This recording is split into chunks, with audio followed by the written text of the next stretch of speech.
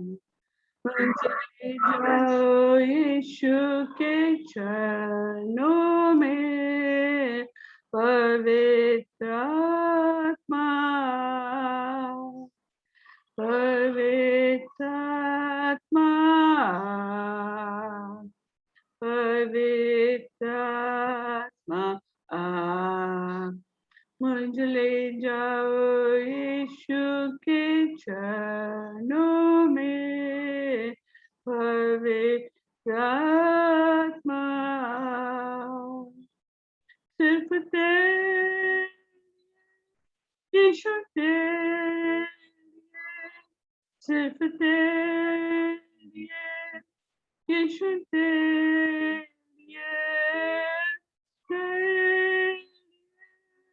यीशु तेरे लिए मैं हाथ उठाता हूँ, घुटने टिकाकर सर झुकाकर हाथ उठाता तेरे लिए, घुटने टिकाकर सर झुकाकर हाथ उठाता तेरे लिए, तेरे यीशु तेरे लिए, सिर्फ तेरे लिए, यीशु तेरे लिए, तेरे यीशु तेरे लिए मैं हाथ उठाता हूँ, यीशु ही मार्ग है, यीशु ही सत्य है, यीशु ही जीवन है, यीशु मेरा प्रभु,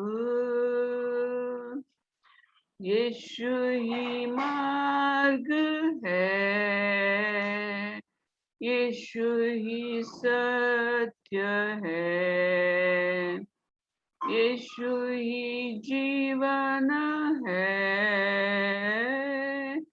यीशु मेरा प्रभु, पवित्र आत्मा पवित्र आत्मा मुझे ले जाओ यीशु के चरणों में, पवित्र आत्मा Almighty God, Father in heaven, Wikapaharo antokan shipo karahanto arihanto pansako kariha karoha o karihanto ka shipo saro akurihanto akasuka shiko karahanti kako rahanto ashipansia. My beloved daughters, support, shippos, support. The heavens are rejoicing upon Suka Shua, and the angels are clapping their hands upon Shikom Paharoha Kantoha Koroha. For my faithful little flock, Kapaha Suka Karihantoha, that meets so often, so regularly, and with so much desires in their hearts upon Sapo Karihantoha. I will satisfy the desire of each heart, Kapahantu, and quench the thirst and the hunger in everyone's heart and soul and spirit upon Tikkota. For my grace is upon you, my blessings are upon you, and I am here right in your midst, in your very home, and blessing each one of you with my love, out of which you must know and experience the length, breadth, height, and depth of my love, which passes all comprehension. I want each one of you to taste of my love, which depth you cannot measure, nor height you cannot know, nor length or breadth that is beyond your comprehension. That love I'm offering to each one of you, to each one of you, immeasurable amount of love. So drink of it till your thirst is quenched and your hunger is satisfied. For I am your heavenly Father, and I want you to have new experiences and enjoy yourself in the Word of God. My blessings and loving kindness is upon you. Be at peace, my daughters. The God of love and peace is with you. In Jesus' name, amen. Hallelujah. Praise you, praise you, praise you. So we all know that we are doing the book of Zechariah, and today will be the final lesson of the book of Zechariah. It will be the final lesson, and we will conclude it today. So we have seen 6 visions that Zechariah had, and today we will see the 7th and the 8th vision. So again, I tell you that each of these visions has 2 prophecies connected with it, one prophecy of Jesus and the other, the prophecy regarding his second coming, which we call oracles. So don't get confused when I say oracle. Oracle is just the prophecy that Zechariah had. So concerning that, let us open to the book of Zechariah for the 7th vision. The book of Zechariah for the 7th vision. The 7th vision. So the 7th vision concerns removing of sin from the land of Israel. So that is found in Zechariah chapter 5, verses 5 to 11. So please unmute any one of you and please read Zechariah chapter 5, verses 5 to 11.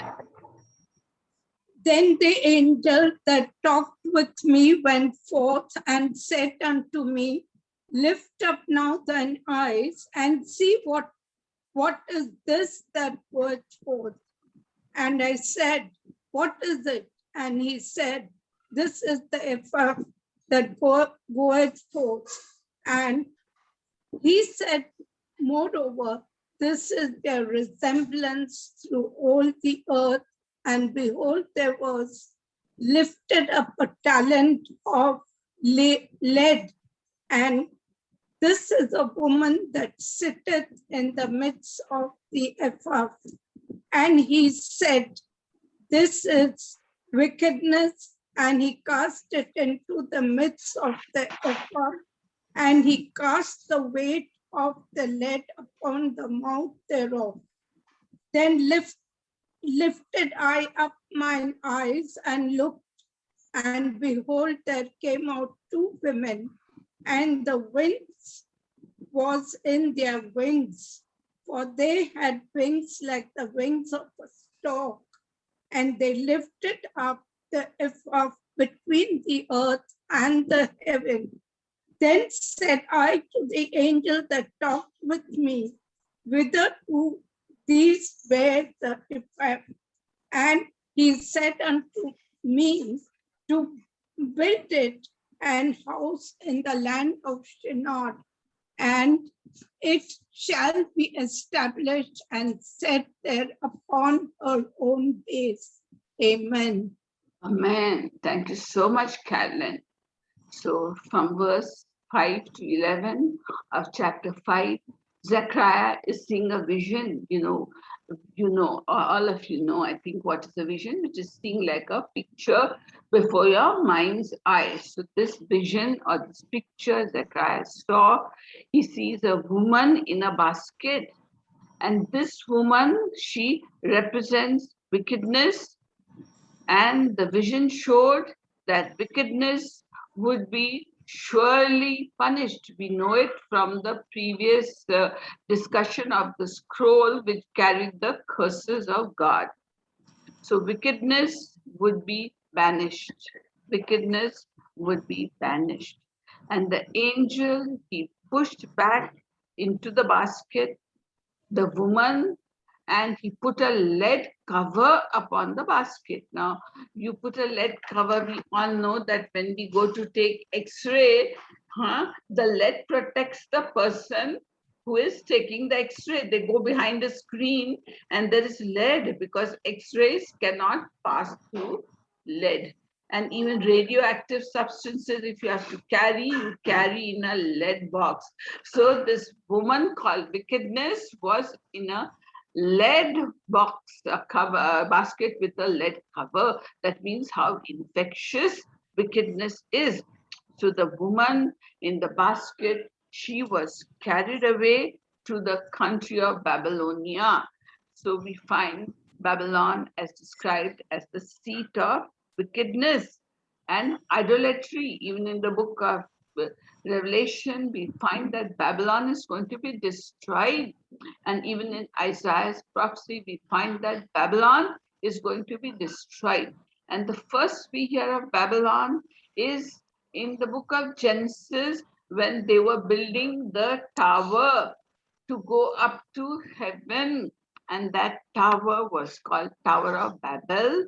And God saw that tower and he came down and he destroyed that tower. And there the languages were divided. People's languages got divided. So the woman in the basket was being taken to Babylon, the seat of all wickedness. So this woman was a picture that Zechariah saw, a picture of wickedness. And Zechariah saw in his vision that wickedness and sin would be taken away from Israel. And one day, sin would be removed from the entire earth. Yes, in Christ's millennium reign, there is going to be no sin. And we know why, because Satan will be bound up and thrown into the bottomless pit for 1,000 years. So sin is not going to be there during the millennium reign. So this vision does not have the first prophecy, because we find that when Christ died, he removed sin and the penalty of death and the power of sin. So when we accept Christ in our lives, then we can overcome sin by the help of the Holy Spirit. We are no longer bound by sin. And when Christ returns, he will remove all sin from the earth. And this will allow people to live in safety and security in the millennium kingdom. So the results will be that Jerusalem and Judah will be a very good place from where Christ will reign. So that is the importance of this vision. Now, in this vision, we find the second prophecy or the second oracle connected with it. If somebody could read Zechariah chapter 14 and verses 20 and 21. Zechariah chapter 14 and verses 20 and 21. Please read Zechariah, unmute and read Zechariah chapter 14 and verses 20 and 21. In that day, holiness to the Lord shall be engraved on the bells of the horses. The pots in the Lord's house shall be like the bowls before the altar. Yes, every pot in Jerusalem and Judah shall be holiness to the Lord of hosts. Everyone who sacrifices shall come and take them and cook in them. In that day there shall be no longer a Canaanite in the house of the Lord of hosts. Yes, so in the future there is going to be great holiness in Christ's millennium reign. There is going to be great holiness, and even such common things like horses' bells and cooking pots, even they are going to be holy. Just so shows you the degree of holiness that is going to be there. So this is a vision of a restored and holy Jerusalem. Today, Jerusalem is in the midst of strife, Arab-Israeli conflict, and you know what all is happening in Jerusalem. But then in Christ's millennium reign, Jerusalem will be holy, and simple things like horses, bells, and cooking pots, even they will be holy. So how holy and wonderful people will be. So Jerusalem is going to be such a good place that you cannot even imagine. It's going to be the seat of Christ's millennium reign. So today, even today, God wants to do much more for us than what we can imagine. So when we walk with Him and have a deeper communication with Him and talk with Him and read the Holy Scriptures, we will discover that we also will grow slowly holy, because Jesus said clearly in the Bible, you must be holy, for I am holy. So Zechariah at that time was speaking to a people who were under great hardships. In Zechariah's time, people were under great hardships. They were being harassed by their neighboring countries. But God said, I'm very jealous for Jerusalem. In Zechariah's prophecy only, chapter 1 and verse 14, he says, I'm very jealous for Jerusalem. So, like the other prophets, you know, when they wrote, they didn't know if this prophecy is for now or in the future, or when the timing of the prophecy is going to be. So also Zechariah's prophecy, it could have been in his days, or it could have been in the near future, or it could have been in the distant future. So the prophets didn't have any idea. Many times we find that even Isaiah was puzzled with the servant of the Lord who would be beaten and struck and put on the cross and all that. He couldn't understand when and how it will happen. But God told him, it is not for your time, it is for a time in the future. So we must learn that our hope is found in God and in Christ. And God and Christ have complete control of the world. So that is the seventh vision that Zechariah had with the prophecy connected with it. Now we come to the eighth vision. Please be ready to read chapter 6 and verses 1 to 8. The last vision that Zechariah gets is chapter 6 and verses 1 to 8. Please unmute and read it.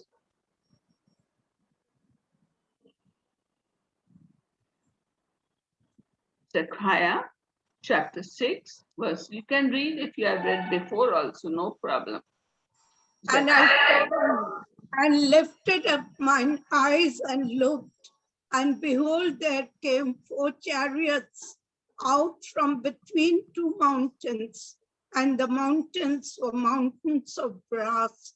In the first chariot were red horses, and in the second chariot black horses. In the third chariot white horses, and in the fourth chariot grizzled and bay horses. Then I answered and said unto the angel that talked with me, what are these, my Lord? And the angel answered and said unto me, these are the 4 spirits of the heavens, which go forth from standing before the Lord of all the earth. The black horses which are therein go forth into the north country, and the white go forth after them, and the grizzled go forth towards the south country. Up to eighth verse. And the bay went forth and sought to go that they might walk to and fro through the earth. And he said, get you hence, walk to and fro through the earth. So they walked to and fro through the earth. Then cried he upon me and spake unto me, saying, Behold, these that go towards the north country have quietened my spirit in the north country. Amen. Yes. Thank you. Thank you so much, Carolyn. So we find that in this vision, it concerns God's judgment and rule, God's rule of the whole world. So Zechariah, in this final or the eighth vision, he sees horses and chariots. Now their colors are nothing significant. Just you must know that he sees different colored horses, and the horses represent God's judgment of the world. So one horse that is sent to the north direction is quietening. God says, look, those going toward the north country have given my spirit rest in the land of the north. So why should God's spirit be rested? Because most of the invasions upon Judah came from the north. So God's judgment is passing towards the north countries which had invaded Judah. And the other horses, they are patrolling the world and they are ready to execute God's judgment at God's command. So this is very important because judgment from God is going to come upon people who oppress the Israelites, who oppress God's people. It will come in its good time and when God commands it. So even in this vision, there is no first oracle, there is the second oracle or second prophecy of Jesus's second coming. You can read it in Zechariah 14 and verses 16 to 19. Zechariah 14 and verses 16 to 19. Please unmute and read Zechariah 14 verses 16 to 19. Yes? Please read. And it shall come to pass that everyone who is left of all the nations which came against Jerusalem shall go up from year to year to worship the King, the Lord of hosts, and to keep the Feast of Tabernacles. And it shall be that whichever of the families of the earth do not come up to Jerusalem to worship the King, the Lord of hosts, on them there will be no rain. If the family of Egypt will not come up and enter in, they shall have no rain. They shall receive the plague with which the Lord strikes the nations who do not come up to keep the feast of the tabernacles. This shall be the punishment of Egypt and the punishment of all the nations that do not come up to keep the feast of tabernacles. In that day, holiness to the Lord shall be engraved on the bells of the horses. The pots in the Lord's house shall be like the bowls before the altar. Yes, every pot in Jerusalem and Judah shall be holiness to the Lord of that's hosts. all. Yeah, we have seen that part. In the seventh vision and the eighth vision, we find that after the millennium reign of Christ is established, then the survivors from all the nations, every year, they will have to come to Jerusalem. So who are these who have survived the battles? These who have survived the battles are the civilians, not the military people. Military people will die in a miraculous way, but the civilians and those nations whose armies were destroyed by the Messiah, their children, their offspring, they will come and attack. I mean, they are going to be saved. They are going to be survivors of the Battle of Armageddon. The civilians who survived the Battle of Armageddon will come yearly to pay tribute to Jesus in Jerusalem. So there will be a new worldwide religious order that will incorporate things of the Jews and of us, the Gentiles. So it will be in Jerusalem that they will celebrate the feast. So it will have some features of the Old Testament worship, and Jesus will be ruling from the throne of David. So after the Battle of Armageddon, you wanted to know who will populate the world. So it will be the civilians, the military people will all have died in the Battle of Armageddon, and the civilians and the families of people, they will populate the earth, and there will be a new kind of religion which will have some features of the Old Testament Jewish religion, and mostly Christ is going to reign. So here you see mention of only one feast of the Old Testament, that is Feast of Tabernacles. So we find that most of the other feasts have been celebrated. How? So the first and most important feast was the Passover feast, and that was finished when Jesus was crucified. When Jesus was crucified on the day that the Passover lamb is cut. So at Jesus's crucifixion and Christ's death, it fulfilled the Passover feast. The second feast is the Day of Atonement. Day of Atonement is fulfilled in our lives when we accept Christ as our personal Savior. So what is Day of Atonement? Day of Atonement was celebrated by Jews once a year, when the high priest could go into the Holy of Holies with the blood sacrifice. Then how is the Day of Atonement fulfilled in our lives? So when we accept Christ Jesus into our lives, and with the help of the Holy Spirit, we can approach God's throne at any time, any day when we desire, and be in the whole, hallelujah, hallelujah, and be kasokan shako saharo altuka sahashoka suha. I want many of you, my daughters, to get the experience of being in the Holy of Holies, in the presence of the Lord God Almighty.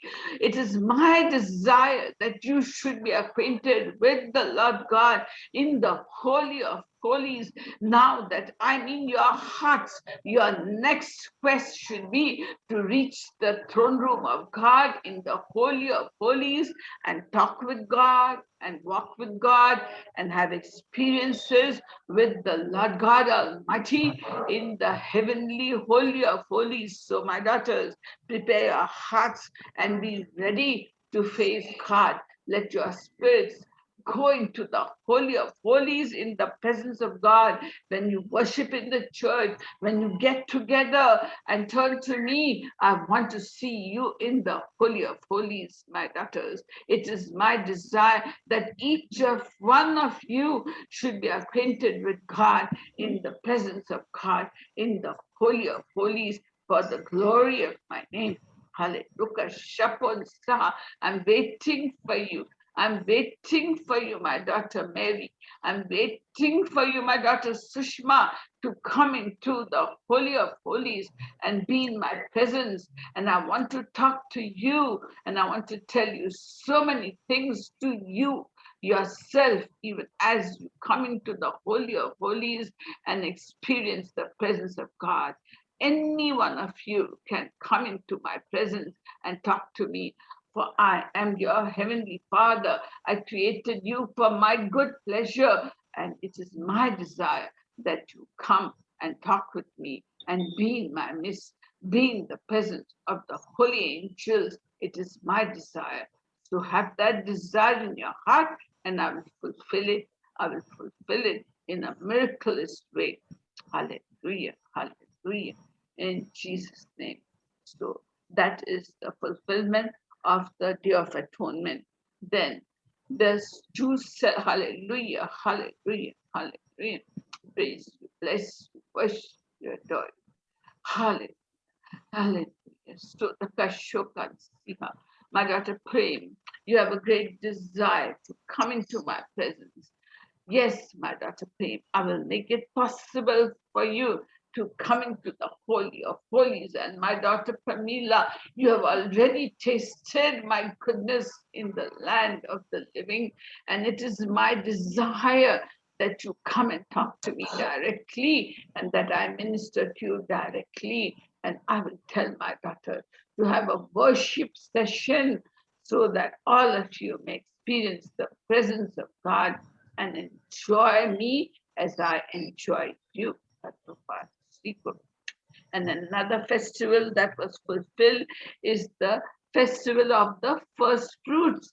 So which is that festival that was fulfilled when Jesus rose up from the dead. He was the first fruits, and that was fulfilled when Jesus rose from the dead.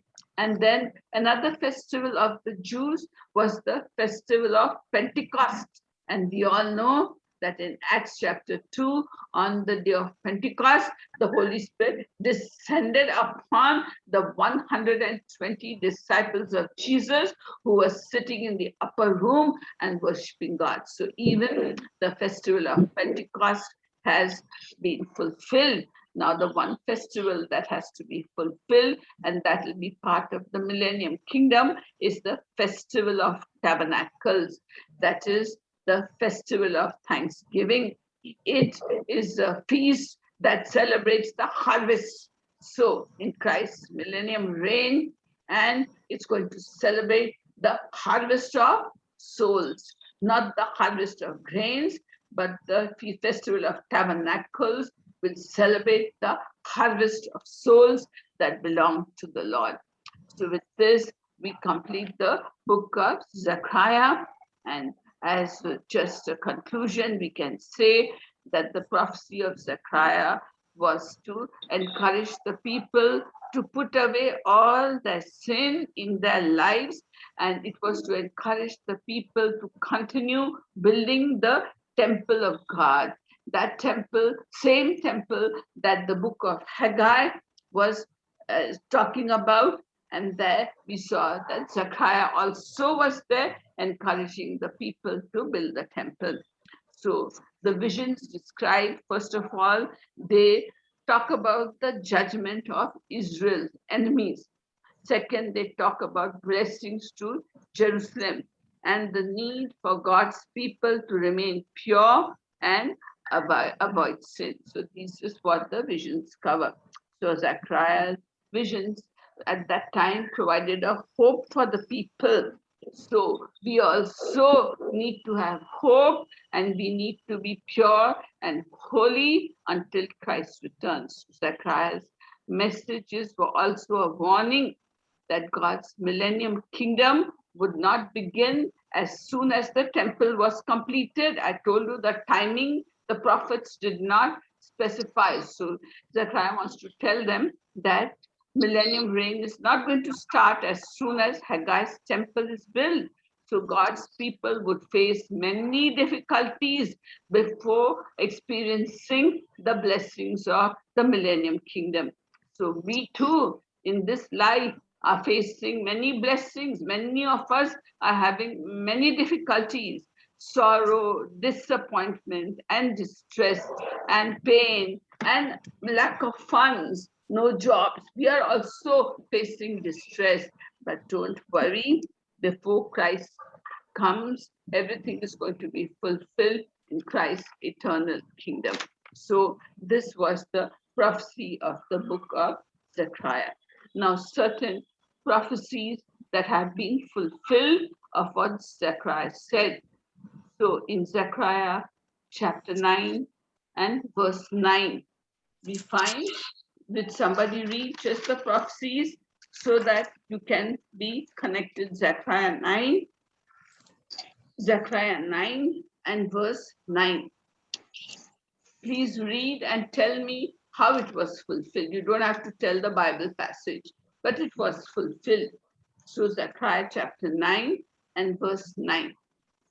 Rejoice greatly, O daughter of Zion. Shout, O daughter of Jerusalem. Behold, your king is coming to you. He is just and having salvation, lowly and riding on a donkey, a foal of a donkey. Okay, so what is fulfilled? Yes. When Jesus entered Jerusalem. Palm Amen. Sunday.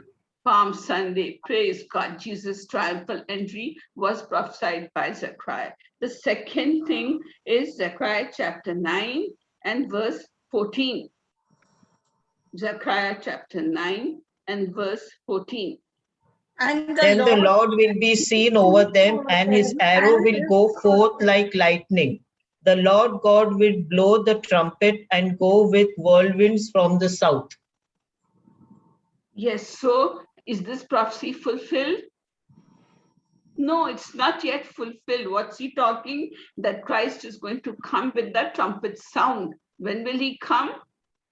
At the rapture. It's going to be fulfilled in 1 Thessalonians chapter 4 verse 16. This prophecy is going to be fulfilled when Christ comes to take away his bride. Another prophecy, chapter 11 verse chapter 11 and chapter 11 and verse 12 and 13. And I said unto them, if ye think good, give me my price, and if not, forbear.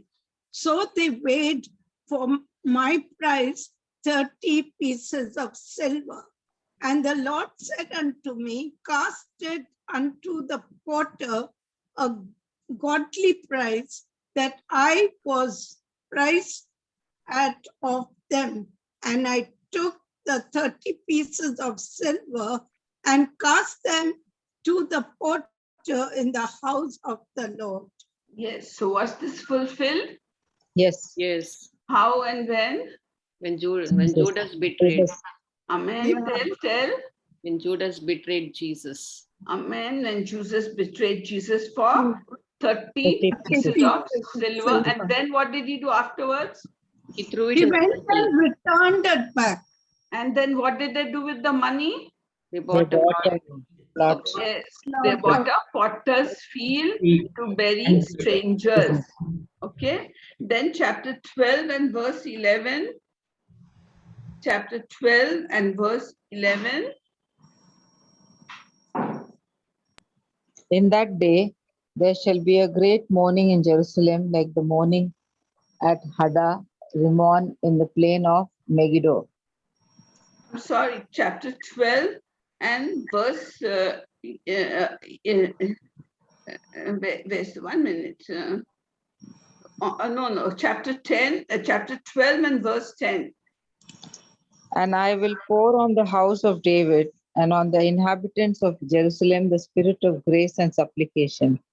Then they will look on me whom they pierced. Okay, Yes. so they will look on me whom they pierced. Did this happen? Yes, How? Yes. Yes, on the cross of Cross. Christ. on the cross. They pierced him with nails in his hand and on his feet.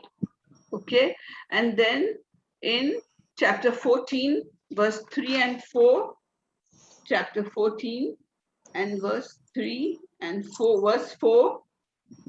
And Yes, in that day, his feet will stand on the Mount of Olives, which faces Jerusalem on the east. And the Mount of Olives shall be split in two from east to west, making a very large valley. Half of the mountain shall move towards the north, and half of it towards the south.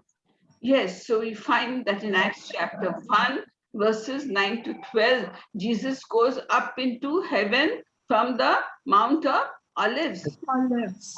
Yes, and the angels tell them he's going to come back the same way. So Zechariah says he will come and his feet will stand on Mount of Olives. This is not the rapture, okay? This is the second coming. So, and the Mount of Olives will be split in two and it will go from east to west and a valley will be formed. And we saw when we were studying Joel, in the book of Joel, chapter 3 and verse 2, we find that there will be a valley called the Valley of Jehoshaphat, which is not there today. So that is going to be fulfilled. So we have seen the prophecies of Zechariah and their fulfillment happened, and some of it is going to happen in the future. So this is the conclusion of the book of Zechariah. It has been a difficult learning with the visions and the oracles which you got confused with and the prophecies. So this is how we conclude the book of Zechariah. May God